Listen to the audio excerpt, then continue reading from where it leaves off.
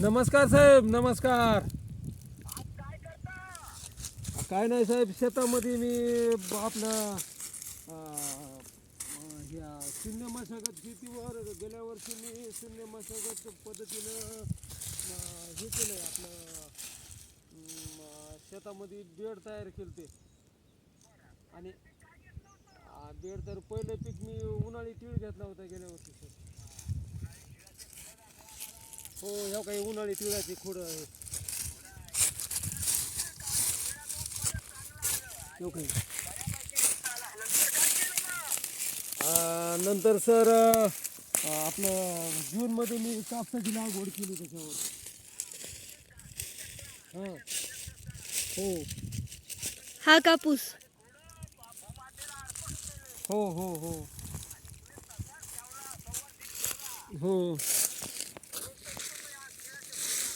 ह्या काही तिळाची खोड येत गेल्या वर्षीची. हां.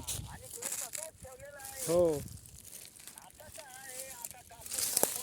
आणि आता हे काय आता कापूस कापून घ्यायला घेतला सर. कापून घ्यायला चालू आहे, काही घेतलं आहे. आणि त्या कापसावर आता मी पुढच्या महिन्यामध्ये उन्हाळी मूग घेणार आहे.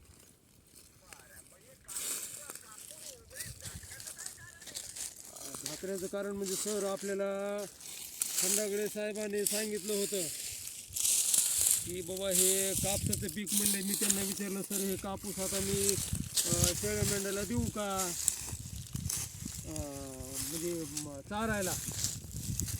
आणि मला खंडाळे साहेबांनी सांगितलं, तुम्ही शेळ्या मेंढ्याला कापूस चारायला देऊ नका म्हणले. तुम्ही कापूस कापून काढा आणि त्या सरीमध्ये दाबून घ्या म्हणले. हां. जमीन झाकून गेली ना, जमीन झाकली, पालापाचोळा. हो. त्याच्यामुळे सर आता ही सेंद्रिय कर्ब म्हणजे सेंद्रिय कर्ब वाढायला ना जमिनीमध्ये. हो हो हो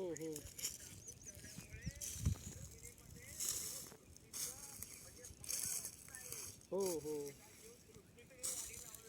हो हो. उन्हाळ्यामध्ये आता उन्हाळी मूग घेणार साहेब. हो हो हो हो हो.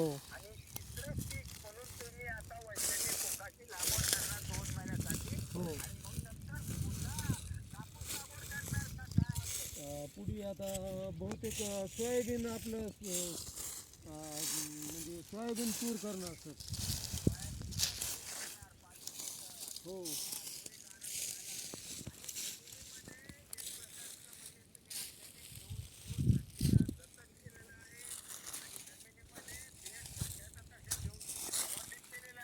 हो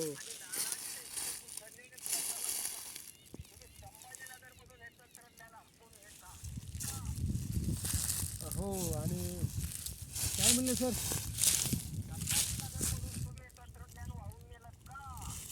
हो हो. आणि हे काय झालं सर, मी एकदा गेल्या वर्षी मी ॲग्रोवनला एक लेख वाचला होता कोळेकर सरांचा. हां हां हां. कोळेकर सरांनं ह्या शून्य मशागत शेतीविषयी त्यांचा एक लेख होता. आणि त्या लेखामधून मी ते लेख वाचला की मला ते माझ्या डोक्यात प्रकाश पडला. हां, प्रेरणा. मी सांगितलं की मला म्हणलं आता मी इथून पुढे म्हणलं आता आपल्याला शून्य मशागत शेती करायची. हां हां. आणि पुन्हा अधूनमधून